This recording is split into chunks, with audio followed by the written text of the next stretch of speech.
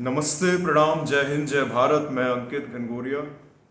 आज का विषय है मनुष्य को भय, डर, फियर क्यों होता है और इसका समाधान क्या है और कैसे युवाओं के जीवन में ये बहुत बड़ी समस्या बना हुआ है। अगर आप गूगल करेंगे, इंटरनेट पे इसका आंसर ढूंढने की कोशिश करेंगे तो आपको कई प्रकार के आंसर मिलेंगे।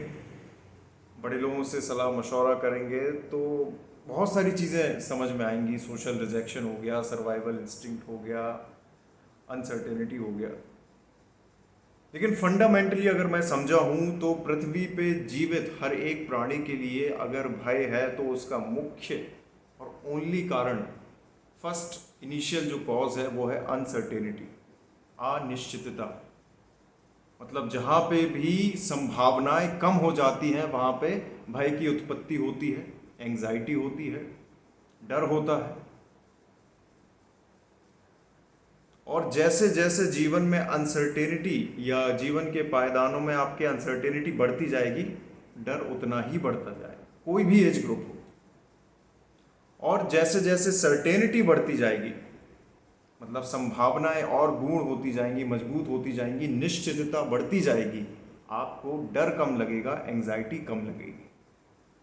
तो हम ये तो समझ गए कि भय का सबसे बड़ा कारण है कि अनसर्टेनिटी, कि भाई सामने जो अंधेरा है, हमें अंधेरे से डर नहीं लग रहा है, लेकिन अंधेरे में क्या ऐसी चीज़ है जिसको हम नहीं जानते, जिसके बारे में हम निश्चित तौर पे कुछ कह नहीं सकते, हम उस चीज़ से डरते हैं। लेकिन जीवन में अनसर्टेनिटी को कम कैसे किया जाए, सर्टेनिटी को कैसे बढ़ाया जाए ताकि हमें डर कम लगे किसी भी स्थिति में। तो सबसे पहले तो मैं ये समझता हूँ कि अगर आपको जीवन में सर्टेनिटी बढ़ानी है तो पहली चीज़ है कि आपको अपने जीवन में, आपके जीवन की जो जर्नी है, जो टाइमलाइन है, जो दिशा है, उसके लिए जो डिसीजन लेने हैं, हो सकता है वो आज गलत है, कल सही हो, लेकिन आपको डिसीजन लेना पड़ेगा। अगर आप एक ऐसे चक्रव्यूह में फंस गए हैं कि आप डिसीजन ही नहीं ले पा रहे हैं, डिसीजन के बारे में सोचते रहते हैं, तो क्या क्रिएट होगा? Confusion, dilemma. डिलेमे का मतलब यही है कि मल्टीपल ऑप्शन, मल्टीपल दिशाएं, मल्टीपल वेज जो सर्टेन नहीं है, तो उससे अनसर्टेनिटी बढ़ेगी, जीवन में एंग्जाइटी और डर बढ़ेगा। दूसरा कारण जो मुझे लगता है वो ये है कि आप ऐसे क्षेत्र या डोमेन से इच्छाएं, आकांक्षाएं रखते हैं जो आपके कंट्रोल में ही नहीं है, और उन कॉन्सिक्वेंसेस या आउटपुट से खुद को जोड़ के रखते हैं। तो जहाँ पे आपका कंट्रोल नहीं है, आपको उस आउटकम से खुद को जोड़ना नहीं है, क्योंकि आपका कंट्रोल नहीं है और आप एंड आउटपुट से इच्छाएं रखेंगे तो आपके अंदर अनसर्टेनिटी बढ़ेगी, क्योंकि आप प्रिडिक्ट नहीं कर पा रहे हैं, क्योंकि आपका कंट्रोल ही नहीं है।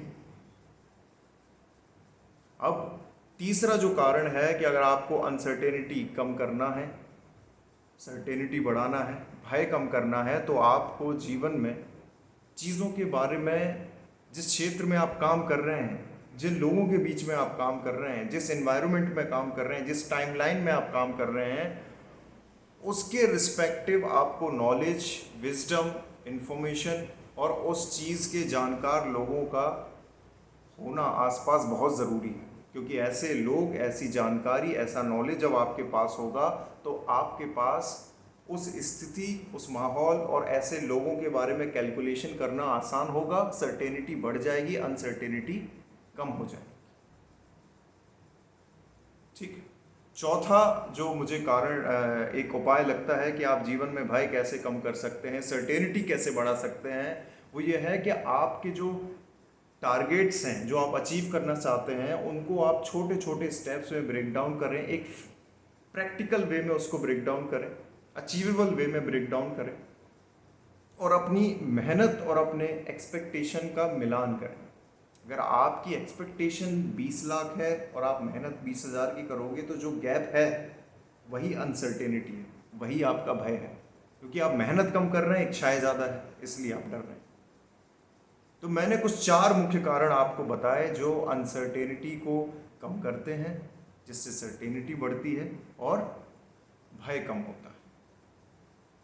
इसी प्रकार हर एक युवा अपने जीवन में इनको लागू कर सकता है। और ये सिर्फ आपके करियर में नहीं, आपके रिश्तों में, आपके सामाजिक जीवन में भी काम आएंगे।